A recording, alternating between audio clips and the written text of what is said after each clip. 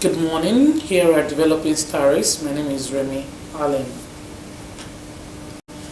Ondo State Government has commenced grading of 25 kilometers of rural roads at Bini Owena Multipurpose Dam, Igbaroke, Federal Local Government Area.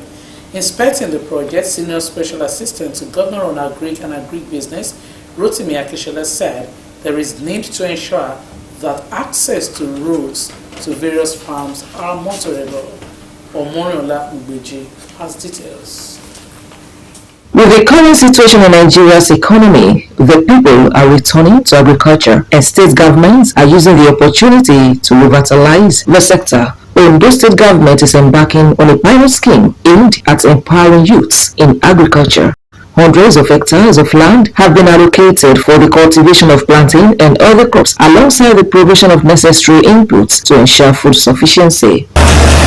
The Bini Owena Multipurpose Dam area in Igbaroke has 200 hectares of land, where a minimum of 200 youths will be initially engaged. Inspecting the grading of 25-kilometer road, Senior Special Assistant to Governor on Agric and Agribusiness, Rotimi Akishola, said the road must be made accessible for the convenience of the farmers. According to him, this is one out of the major farms that will service all the 3 senatorial districts, with over 500 youths already showing interest. We already have about 500 youths who are willing to get involved in agriculture, all in different senatorial districts. We've been talking to them. It's a continuous assessment, both for rice, cocoa, vegetable.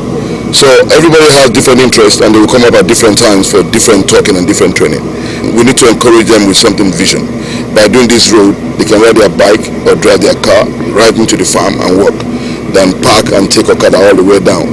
That's discouraging.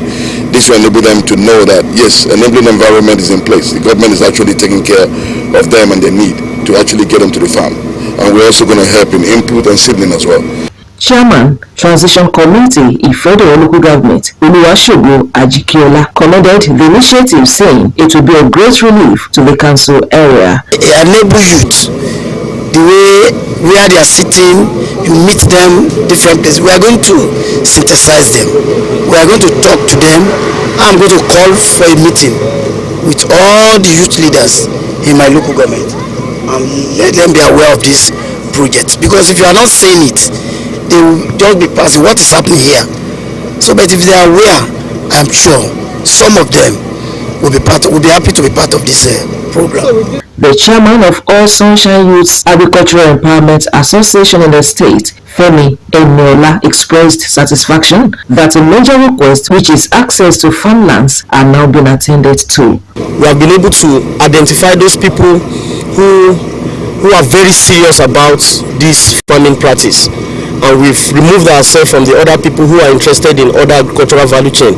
So one thing that we are telling the government is that the people that are going to be taking advantage of this support are going to be people that are going to deliver in whatever promises that the government want us to deliver to the people or to the government. Project handlers assured that proper compaction will be carried out after grading to prevent slipping.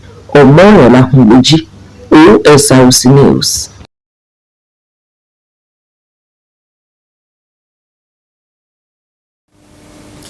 The Nigerian Association of Resident Doctors has called for crowd control at the nation's public hospitals as part of measures to curb the mpox outbreak. President of the association, Dr. Dele Abdullahi, noted that control at hospitals should be seen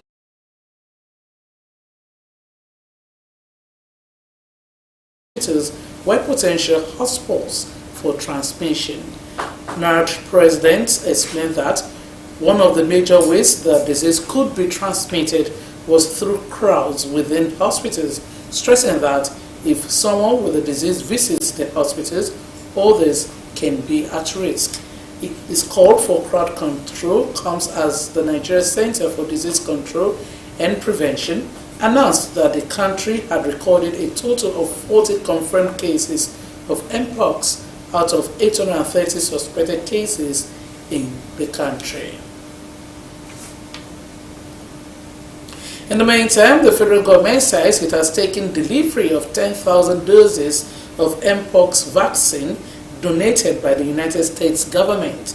Mpox disease has been declared a matter of global health concern by the World Health Organization, with countries in the East African region accounting for most of the casualties. U.S. Ambassador Richard Mills, who presented the vaccine to Nigerian government officials in Abuja, said the U.S. government has prioritized support for global health security, particularly in most vulnerable countries. Although there have been no casualties recorded in Nigeria so far, the number of infected persons has reached 40. Lagos State Government has announced that the Lagos Mass Transit Red Line Rail will begin partial operations today, August 28, 2024. This was announced by the spokesperson for the Lagos Metropolitan Area Transport Authority, Kolawole Ojelabi, in a statement. According to the statement, the trains will convey passengers free and run 4 trips a day between Oyigbo and Agbado. The Red Line, according to Lamata, is one of the 6 rail lines and 1 monorail prescribed for the state in our strategic transport master plan. The Chief of Staff to President Bola Tinubu, Femi Gbajabiamila, has stated that there is no specific timeline yet for the implementation of the Steve Oronsaye report. During a visit to the Nigeria Extractive Industries Transparency Initiative headquarters in Abuja, Gbajabiamila addressed concerns that the report's progress has stalled, as he emphasized that the federal government is actively working on the necessary preparations to ensure a smooth implementation of the policy. He explained that the complexity of the process requires careful planning, adding that a committee has been established to review the report and finalize the details. The Director General of the National Agency for Food and Drug Administration and Control, NAFDAC, Moji Adeyeye, says the agency has not advised Nigerians not to eat bread.